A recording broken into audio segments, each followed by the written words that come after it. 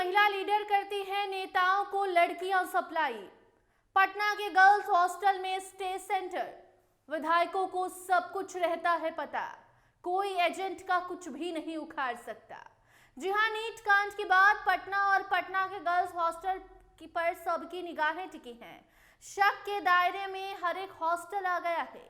इस बीच media channels के द्वारा किया जा रहा स्टिंग ऑपरेशन भी कई हॉस्टल्स के गंदे कारनामे को उजागर कर रहा है। पटना का डर्टी हॉस्टल ऑपरेशन में यह भी मालूम चला है कि लड़कियों की सप्लाई बीजेपी की महिला लीडर कर रही है। जी हां, जो कैमरे पर कहती है कि मैं नेताओं का टेस्ट जानती हूं, वो ग्लैमर वाली लड़कियां चाहते हैं। कोई सिंगल तो कोई डबल एंजॉय करता है। कभी कभी तो एक ही लड़की से दो दो नेता लग जाते हैं। ऐसे नेता भी हैं जो पैसा देकर भी कुछ नहीं करते लड़की के साथ। इसीलिए हम लोग टेस्ट के हिसाब से लड़कियां भेजते हैं, लड़कियां सप्लाई करते हैं। मीडिया की इस इन्वेस्टिगेशन में दावा किया गया है कि नेताओं और वीआईपी लोगों तक लड़कियों की सप्लाई एक संगठित नेटवर्क के जरिए की जा रही थी, जिसमें राजनीतिक रसूख का खुलकर इस्तेमाल हो रहा था।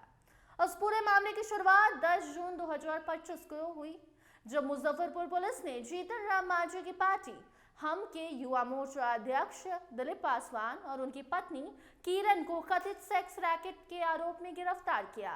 जांच के दौरान पुलिस और मीडिया टीम के हाथ ऐसे सबूत लगे जिनसे एक बड़े नेटवर्क की ओर इशारा हुआ। आरोप है कि ये दंपति हाई प्रोफाइल लड़कियों की तस्वीरें व्हाट्सएप के जरिए वीआईपी लोगों को भेजते थे और बड़े होटलों में उनकी सप्लाई की जाती थी। मुजफ्फरपुर से मिले इनपुट के आधार पर मीडिया टीम ने पटना का रुख किया। पड़ताल में सामने आया कि राजधानी के कई गर्ल्स हॉस्टल शक के दायरे में हैं। करीब 1 दर्जन से ज्यादा हॉस्टलों की रेकी और स्थानीय लोगों से बातचीत के बाद 4 हॉस्टलों को संदिग्ध बताया गया। इनमें से एक हॉस्टल जो एएन कॉलेज के पास मौजूद है, उसका भी कनेक्शन झारखंड से जुड़ता नजर आया। जांच में एक महिला वार्डन, जिससे यहां मिस्टी कहा जा रहा है, उसका नाम सामने आया। आरोप है कि मिस्टी इस पूरे नेटवर्क की एक अहम कड़ी है और उसका संबंध पटना के कई स्पा सेंटर्स में है।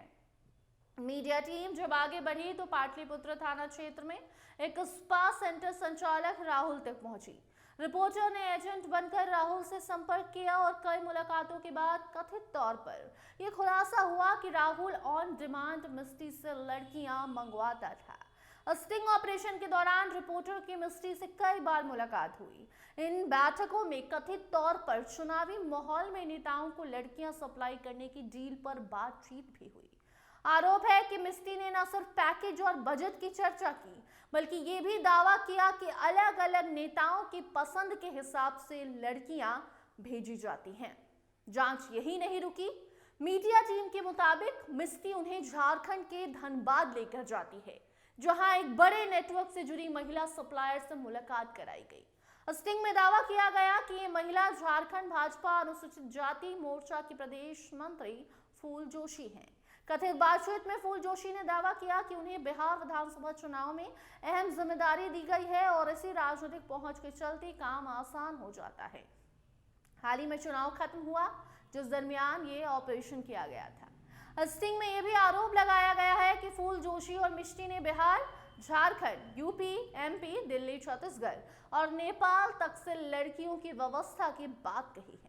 रिपोर्टर के सामने मोबाइल फोन पर दर्जनों लड़कियों की तस्वीरें और प्रोफाइल दिखाई गई और वीडियो कॉल के जरिए कथित तौर पर लड़कियों से बात भी कराई गई।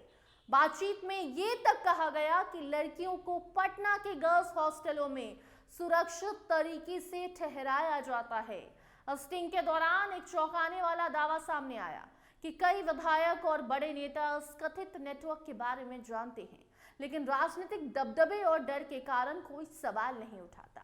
बातचीत में यह भी कहा गया कि पूछने की हिम्मत किसी में नहीं होती, क्योंकि नेताओं का सर पर हाथ एजेंट्स के होते हैं। हालांकि इस पूरे मामले में यह स्पष्ट करना जरूरी है कि ये सभी दावे एक मीडिया स्टिंग ऑपरेशन पर आधारित हैं। जिन भी लोगों के नाम सामने आए हैं उन पर अभी तक कोई एक्शन नहीं लिया गया है। पुलिस तमाशा देख रही है और कई सारे ऐसे कांड बिहार में हो जा रहे हैं। फिलहाल सवाल ये है कि अगर ये आरोप सही है तो ये मामला सिर्फ नैतिकता नहीं बल्कि कानून और सुरक्षा से भी जुड़ा है।